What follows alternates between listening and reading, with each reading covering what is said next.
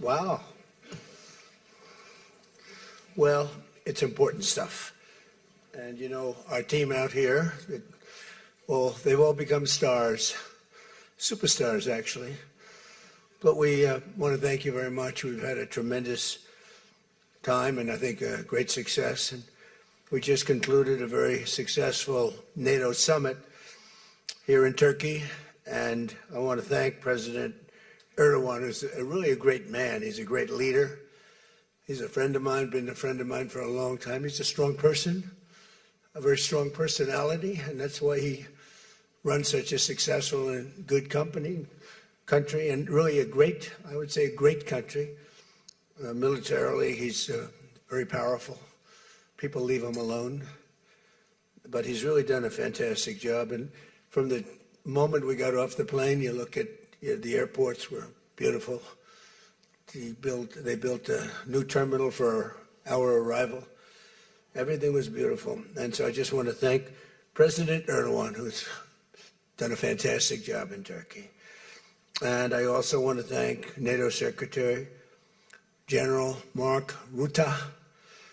Mark is an extraordinary person, smart, great leader. It's not easy leading so many leaders like that. You get a lot of leaders and they're strong personalities, every one of them. And Mark does an unbelievable job. Couldn't find anybody better. I just want to say there was tremendous love in that room. The press got to see the sitting, but they didn't get to see the speaking. And I actually said, it's too bad the press couldn't see this, because every one of them spoke for a little while, and I spoke for a little while. And it's a lot of speeches. We kept it short, but it's too bad the press couldn't have seen what we were doing in that room, because it was very smart people, and they have a lot of good in their heart, not evil, good. And they're doing a great job for their country. The world is doing well. We have, as you know, the oil is down. We'll see whether or not we keep it down. We should keep it down. We're doing things that should have been done 47 years ago with Iran. And I just want to say that throughout my first term and over the past 18 months, the United States has led a historic effort to dramatically increase the defense spending and to have equipment that no other country in the world has. When you look at Venezuela, when you look at Iran, essentially demolished their military in a couple of weeks. They had a good military, they had a good Navy, they had 159 ships, everyone's at the bottom of the sea. They had hundreds of airplanes, they're all gone. They were all lying burned up on the runways. They were totally decimated, their radar's gone. Everything's gone, their leaders are gone, frankly. And their combat capability is pretty low. They have a small percentage of missiles left. They have some of the launchers, missile launchers left, call them launching pads, but most of that's been destroyed too. So we have the strongest military in the world by far, not even close, everybody admits it. Last year's summit in the Netherlands was great also, and we achieved an unprecedented agreement to increase the annual defense spending, and it's the benchmark, raising it from 2% to 5% of GDP, which everybody said was impossible. And now they're all thanking me, and most of the countries have agreed to it. We have a couple of that didn't, but I have a feeling they're going to, and pretty quickly. In fact, today they were very positive. One of them in particular was, I didn't think, a good team player. Today was a great team player. As all of the leaders understand very well, the United States remains by far the largest contributor to NATO, monetarily and maybe otherwise, and the strongest military anywhere in the world. And they respect us as a country. Again, they didn't respect us 2 years ago. They laughed at us. NATO laughed at us. Everybody laughed at us. They don't laugh anymore. There's no more laughing. This year we invested a record $1 trillion in our armed forces, and we're going to be asking for 1.5 trillion coming up. We have the money being spent on the best equipment anywhere in the world. In the working session this morning, we discussed the progress other members are making toward the 5% target, and they're making great progress. Many of these countries are very rich, by the way. We don't have to feel sorry for them. But it doesn't mean they're properly protected. There's a big difference. Some have truly answered the call, and others are making big changes and will be answering the call. I think I can say in all cases they're going to be answering the call. And we'll be taking in over $1 trillion a year toward defense. And that's a tremendous amount of money. It's a big up. They were at 2%. They were actually at 1%. I got them to 2%. Then I wanted to get them to 5%. And we got up to 5% the last time. And they're, just again, if you could have seen the respect and the love in the room, and it's love really for the country, for our country. I don't want to say me because you'll say, oh, he's so conceited. He's such a conceited person. But they do. I mean, they like the job I'm doing. They said, sir, we love you. These are grown people saying that. Isn't that nice? Maybe, I don't know, maybe they're trying to get to me. And in the way they did, because there was tremendous unity in that room. And I urge all nations to accelerate their plans to get the benchmark as quickly as possible.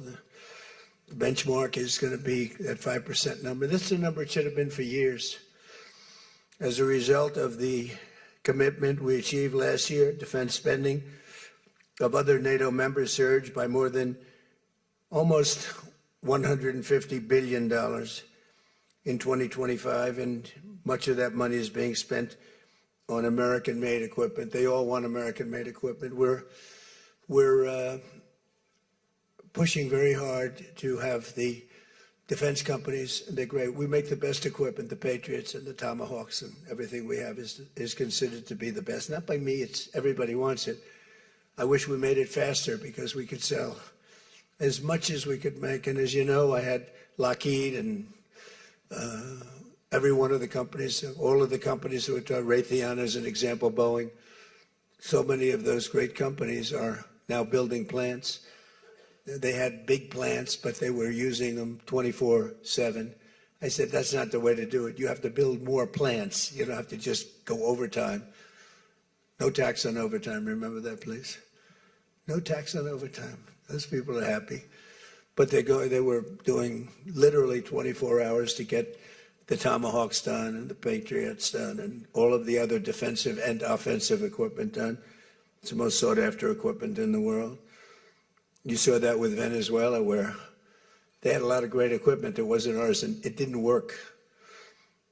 Our equipment works, but we have to produce it faster for other countries, for everybody, including ourselves. We have to produce it faster. So we think within a year and a half max, we'll be, instead of waiting for a year or 2 years, we'll be having it on a 2-week wait, maybe a 1-week wait. That's what I want. And it'll do really well. A lot of people are, just waiting. They're waiting. They want to get this defensive equipment, maybe in particular the defensive equipment, but offensive and defense. As much of that money is being spent on American-made equipment. That's the money that the European and Canada are spending, European countries mostly, and Canada.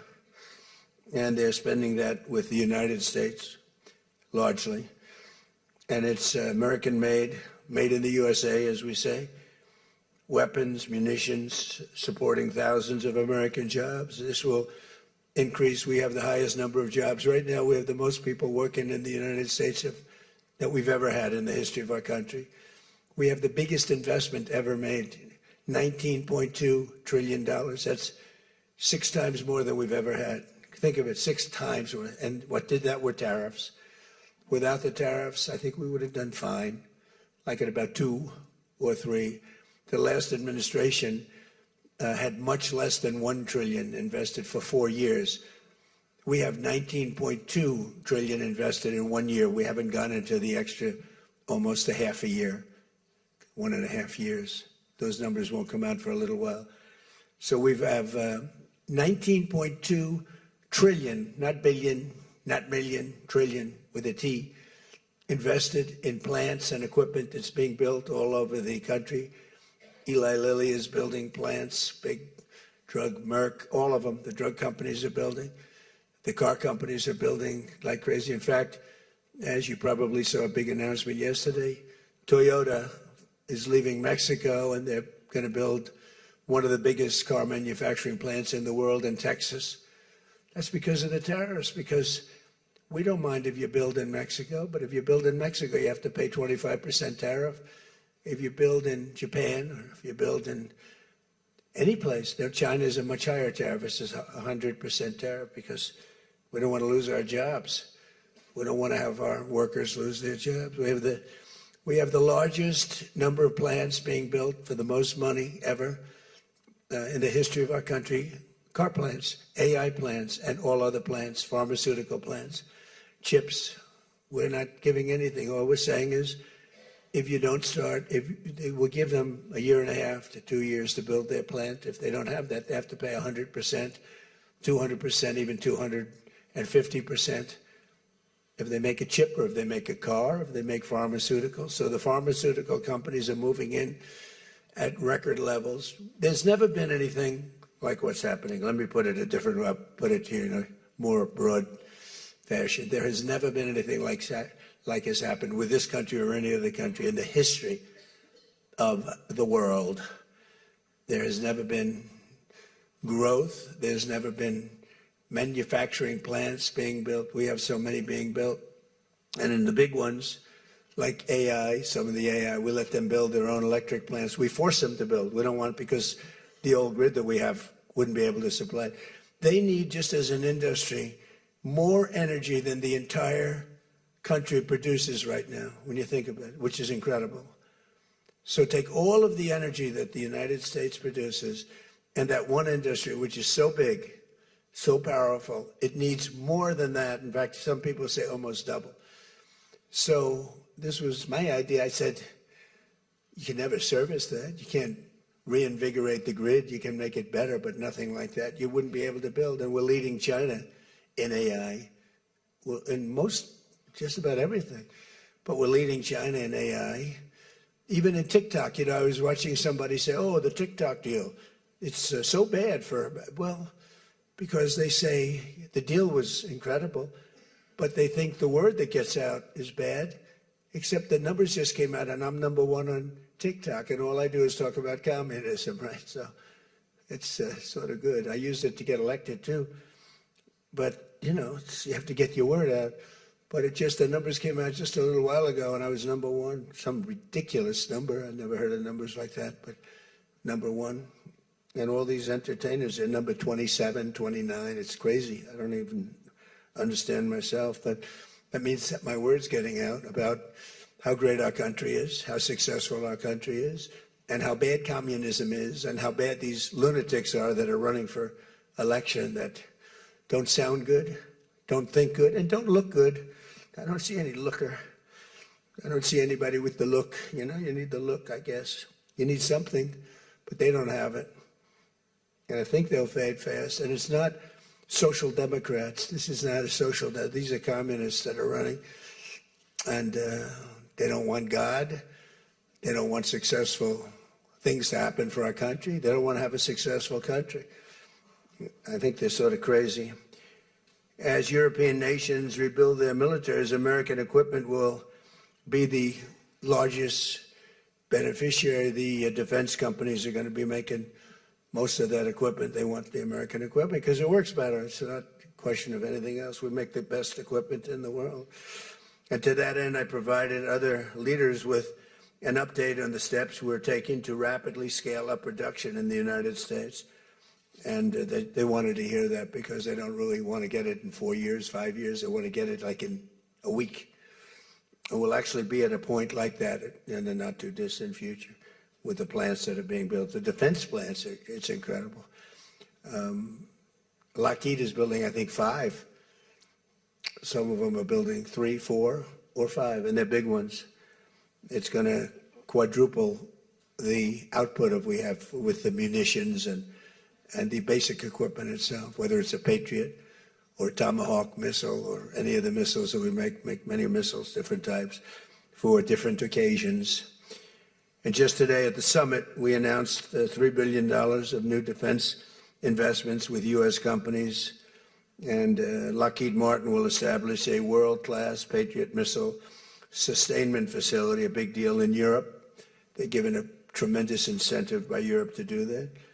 All goes to the benefit of us and Europe because they're getting the best equipment. Northrop Grumman is moving forward with the sale of advanced American drone technology. We're actually the leader in drone tech. A lot of people don't know that. We have the most sophisticated drones in the world. And we're a real, I guess we're the leader, but we'll soon be the leader by many times over. And Lockheed and Rheinmetall are announcing a partnership to build the Army Tactical Missile Systems, which is a big deal. And Anduril is announcing a deal to build their new Barracuda missiles, which is a very highly sophisticated, fast missile, and we're doing that for Poland. Poland's doing very well, by the way, with a very, very good president, great president, I think. All of these agreements directly benefit the U.S. defense industry and base, and what it really does is it means jobs. And again, I have to just say that when Toyota announced yesterday, I wasn't that surprised, but everybody wanted to get that. That's the largest, I think it's going to be the largest plant in the world, car plant, and they're moving into the United States. And again, they're doing that to avoid paying the tariff, because if you build your product here, you pay no tariff. If you don't, you pay a 25% tariff, depending, 35% sometimes 100%, 200%, depending on what the product is. As an example, we're doing great on steel because we charge tariffs. So now all of a sudden the steel industry, which was absolutely dead a few years ago, I revived it in my first term, pretty good. And then they blew it in the Biden term.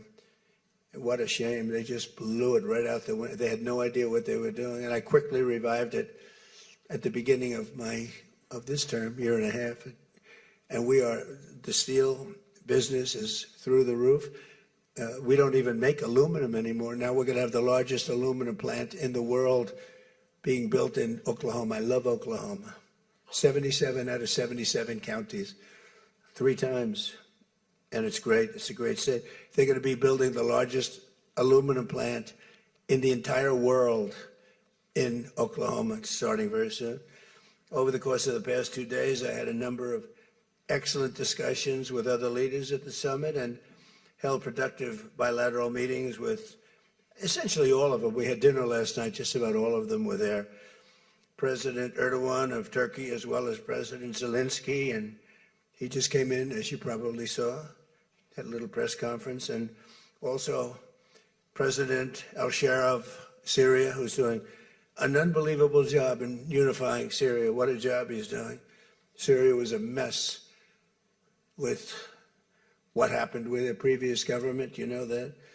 Very dangerous place, and now it's just come together. He's done a fantastic job. People are talking about it. In every conversation, it was clear that America is back, and we're stronger and bigger and better than ever before. We have more jobs, as I said, than ever before. And we're respected again like maybe never before. We are so respected as a country. That's why I wish I told the Secretary General, Mark, I said, it's too bad the press could not see what's happening in this room. You saw the big round circle with all of the leaders of all of those countries. And I don't know, I think they should allow it. The theory is that they won't be speaking quite as freely, and it won't be quite as good, but who knows?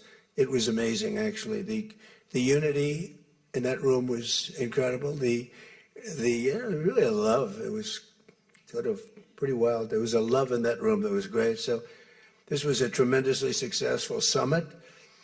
And again, I want to thank President Erdogan, Turkey, and President, so many of the presidents, prime ministers, they were all here from NATO, the NATO countries. And in particular, we have to thank the Secretary General Mark Rutte for doing a fantastic job. He really put on a tremendous, his was just something, he's a unifier. He's a tremendous unifier. So I could take a few questions. We've done a few of these already today, so I don't think we should take too many.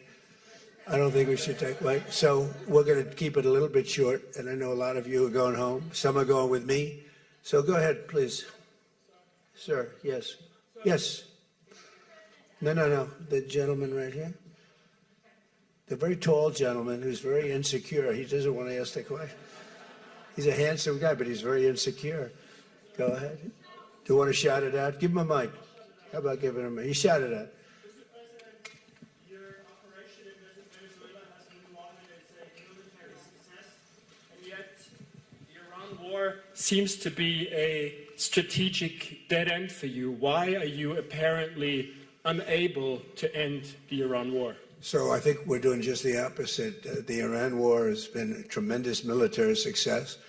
And, you know, I can only answer the question by saying they're not going to have a nuclear weapon. I was there for one reason, that Iran cannot have a nuclear weapon. I call it, we denuclearize Iran. And that's happened. They will never have a nuclear weapon. That stuff is so far down under a mountain. It's a granite mountain that collapsed on top of it. Take months to get it out. I think it's a tremendous success, Iran. And you see the oil prices are lower than they were when I started. And people like to say that, but look, they have no military left. Their Air Force is gone.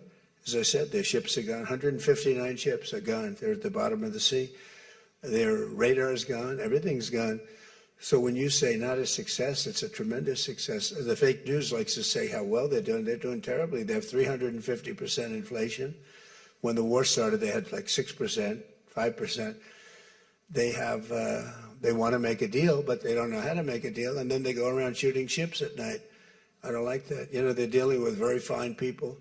They're dealing with Steve Witkoff. They're dealing with Jared Kushner and J.D. Vance, and they're dealing with Marco and Scott. They're dealing with great people, but I don't know. I think they're a little loco. They're a little crazy.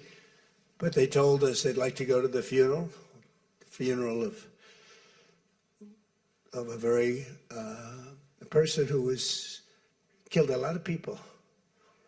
Khomeini killed a lot of people over the years, and there for a long time. Don't forget, what we did should have been done 47 years ago. It could have been done any time within 40. This has gone on for, they were the bully of the Middle East. So they're a much different country. Now, in one day, all of their anti-aircraft things are gone. That doesn't mean they're not going to get a plane at some point. But all of it's gone. Everything's gone. Their leaders are gone. They had leaders, they're gone. And they had another set of leaders, they're gone. Now they have another set of leaders, they may be gone. Who knows?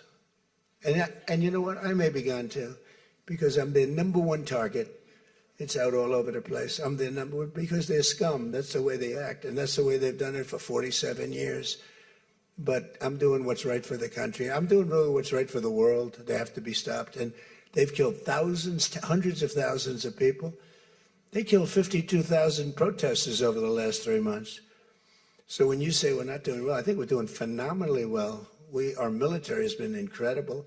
Plus, we had a blockade. Did we have a blockade? Did you ever see a blockade work that way? You know, for you that said we're not doing well there. We did great in Venezuela. That was a one-day war, and they're very good military. You know, it's a very military country. We took out one of the worst human beings in the world, Maduro, and he's in jail waiting for trial. But what he did to this country was incredible, including the fact not only the drugs, but he had people pour into the country from prisons. They opened up their prisons. They allowed them to come in. We're getting them out. We're getting them all out.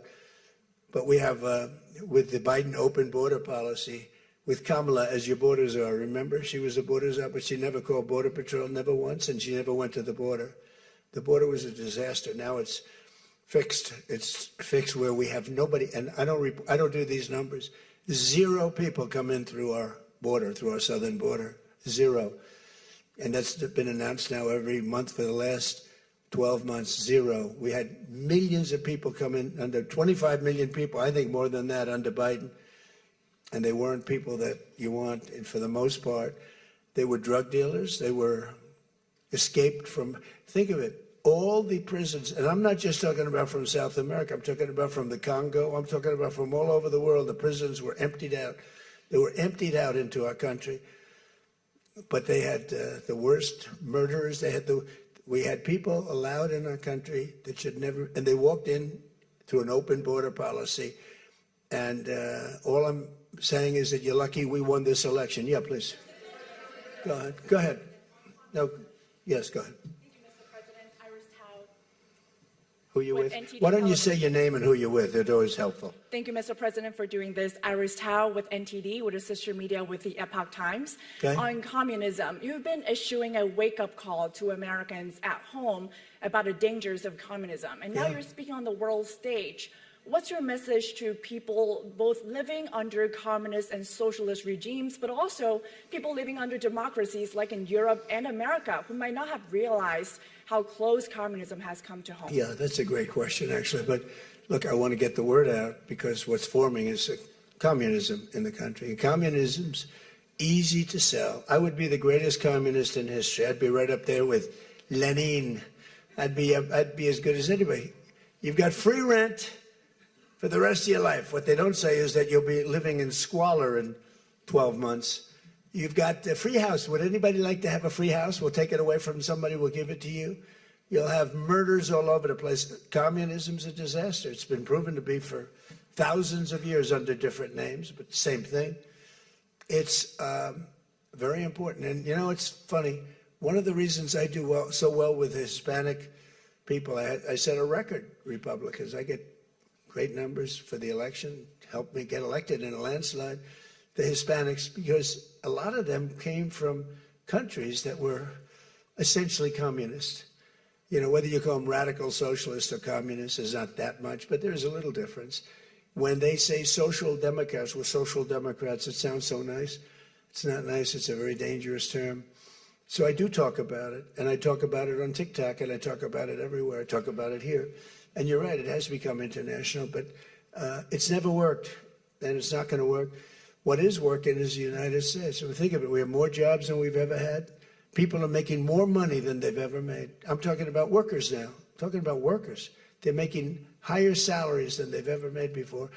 It's just the best system, and it's got flaws, but everything's going to have a little flaw, but it's been amazing. And when I watch what's happening, and I see these lowlifes I mean, they're lowlifes. I watch them. I know good people. I know quality people. These are essentially lowlifes. And when I see what they're talking, I think they're very dangerous in many ways. And I've said it. And then I said, boy, that's a pretty big statement. Then I realized, you know, a couple of people said, I think you're probably right. I think this country, with this thing that's going around, is in more danger than it was during World War I, World War II. If you talk about September 11th, if you talk about Pearl Harbor, that was big danger. I think the concept of us going communist, because one thing that happens when you go communist, you never come back, never comes back. You die in squalor. You die a horrible death. You die in squalor, and it gets very evil and very nasty. Yeah, please go ahead. Mr. President, Tyler Pager with the New York Times. Last month you said Iranian leaders were very rational people, nice people to deal with, strong people, smart people. Today you said they were scum, sick people, and being led by sick people. What changed, and do you think I got to know them. So I've said that about a lot. Now, when you say rational, I think they're much more rational than level 1, level 2. Level 1 is gone, level 2 is gone. This is level 3. I think they are more rational, but based on their actions over the last week or two, they're not doing a service to the people. And I think more than anything else is I got to know them. And I'm not sure I want to make a deal with them. We can play games, but I'm not sure I want to make a deal. Let's just finish the job. Yeah, please, go ahead. Go ahead. Go ahead. Go ahead. Thank you, Mr. President. Steve Sedgwick from CNBC. The oil markets are up today, around about 7% for WTI and Brent as well. The world is taking you at your word, sir, that the MOU is over, that the ceasefire is over. What happens next, sir? Are we on the cusp of a full-scale return to full conflict? Well, I'll tell you what happens next. We're never going to see Iran have a nuclear weapon because that's much more important than the numbers you're talking about. The prices of oil are dropping like a rock. Now they'll be up a little bit, and this will end very quickly. We have an oil glut right now because we got all those boats out of the Strait. and it's going to drop. And I've predicted everything. I've been right about everything, and I have been for a long time. It's how I got to be president 3 times. It's how I won 3 elections. I did very well in the second one, won it. It was a rigged election. But I've been right, and oil's coming down. Now, I have to make sure of one thing, that we don't have lunatics having control over nuclear weapons. So we have that now. There's no way they have a nuclear weapon. We have cameras, as an example, on the site that those beautiful B-2s at 1 o'clock in the morning 10 months ago blew up. They blew it up. We have cameras, that's called Space Force, if they're in space. But we have cameras that can read the badge of the person going over to a site. Mohammed something. We say it's Mohammed something is there with shovels. Well, shovels won't get you there. The biggest machinery in the world probably won't get you there, if you want to know the truth. It's way, way below. But we're watching that. And if anybody goes there, they get blown up. So nobody's going to touch that. Eventually, we'll take it. But what we do have is we have that. That's gone. If we wouldn't have had that, they would have had a nuclear weapon, and they would have wiped out Israel. If I weren't president, Israel wouldn't exist. And we did it 2 times. When the JCPOA, the Obama deal, when that was originally conceived, everything went to Iran. 1.7 billion in cash, hundreds of billions of dollars. They thought they could buy peace with these people. You can't do that. So the big thing we have is more important than anything we can talk about is you can't let lunatics have nuclear weapons, and we've stopped that. And that should have been stopped on a couple of other occasions too with different countries, but they didn't do that. Yeah, please.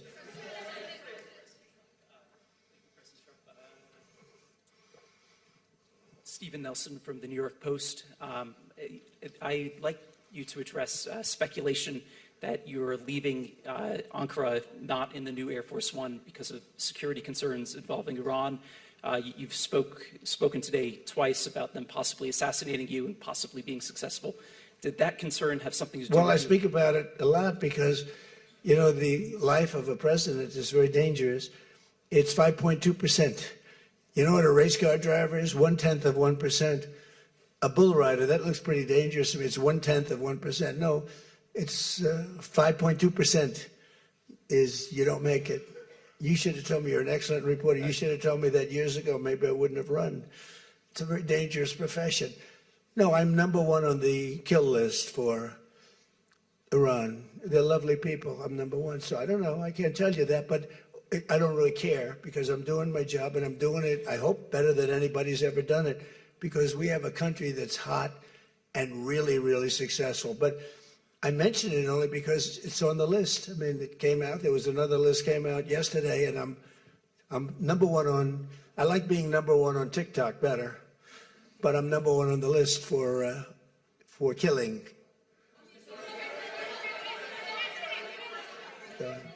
Go ahead. Hey, Sean McCreesh, New York Times. But why aren't you flying the new plane home? Say what? Why aren't you flying on the new Air Force One home? It's flying to Europe, to one of the big bases, 2 or 3 of the big bases, where we can show it to the people. And we'll be going home by normal methods. But we have it going to Europe to a couple of bases, actually 1 in particular, but it's going to go to a couple of bases, stop, so the soldiers can see it because it's truly magnificent. Yeah, please. Go ahead. You want to go? Okay, go ahead. Mr. President, Harici Media, Tunç Akkoç, Turkey. Mr. President, it seems that the war with Iran may start again. What do you expect from your European allies? I don't think it's going to start again. I think it's going to go very quickly. They hit a couple of ships, and so we hit them much harder. When they hit, we hit 10 times harder. You know, we hit much harder than they do. We have a lot better equipment than they do. We may even, somebody asked before, do you think you'll hit them tonight? I said, we might. Yeah, we might. But when they hit, we hit. You know, it's what we use their language. We speak their language.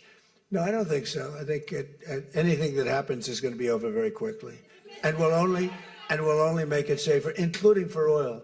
Oil is going to be very free, very easy, and it's going to happen very fast. We have the Hormuz Strait. The boats have pulled out I mean, there's a gusher of oil right now. We have a lot of oil.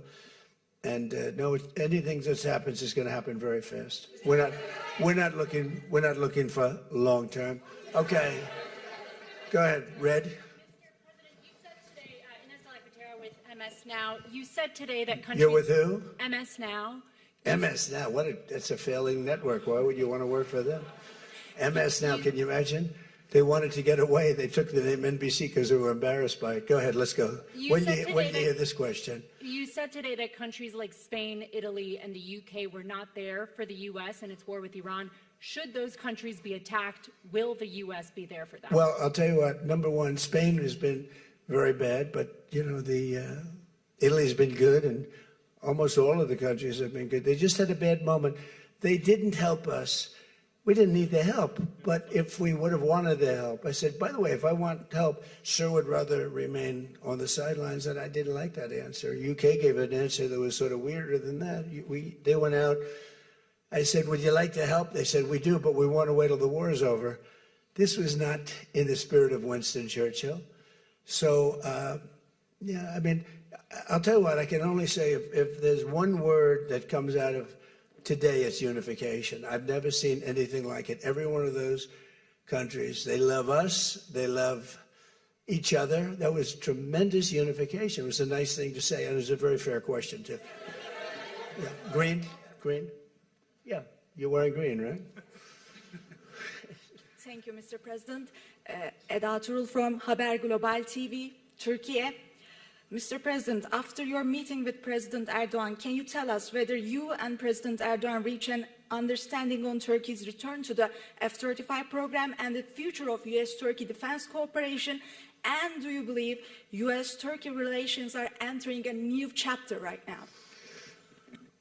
Well, I had a great relationship in my first term. You remember Pastor Brunson, and he was put in jail for 35 years, and I called. He was an evangelical hero, actually, very good man. And I called President Erdogan, and he let him out. I didn't pay anything like Obama and Biden pay billions of dollars all the time. I never paid any for anybody. I just let him out. Let him out. But in this case, I didn't say it the second way. I said it the first way. I said, look, he's a good man. He's highly respected in the evangelical, and I'd like you to let him out. And he was in my office, in the Oval Office the following day, Pastor Brunson. I had a great relationship. When Sleepy Joe Biden got in, bad things happened with a lot of things between the border. Everything was bad. We were laughed at all over the world, and we had a very bad relationship with a lot of countries. I think Turkey was one of those countries. But that changed on November 5th when we had the election. And it's one of our best relationships. We have a great relationship. And they're talking about the F-35 airplane, and it's the best plane, and everybody wants it. And we have to make a decision who we give it to. I mean, my inclination, because he stayed out of, he's not a huge fan of Bibi, and he's not a huge fan of Israel, but he stayed out of that war. He could have gone into that war very easily, and he didn't. At my request, he stayed out of that war. He's been a very good ally. I mean, Marco could tell you we have a very strong relationship with Turkey. You know, it's a very big country. It's a very powerful militarily. It's the second most powerful country in NATO. It's a NATO country. So whether or not we do that, I haven't totally made up my mind. But my inclination is to say, look, he's done everything. He's helped us in so many different ways. And you know who else has been good to us? China. China never came into the war. They get 50% of their oil from Hormuz Strait. They never came into the war. They never said, I'm going to send a ship in 5 destroyers along each side of the ship. They never did. No, President Xi's been great. Everyone's been sort of great, to be honest. You know why? Because they respect our country again. They laughed at our country. They thought we were a bunch of fools. They saw a president that couldn't talk, he couldn't walk. It was a disaster. They lost respect for our country, but now they have more respect for our country than they've ever had before. Thank you all very much. We'll see you back. Thank you very much, everybody.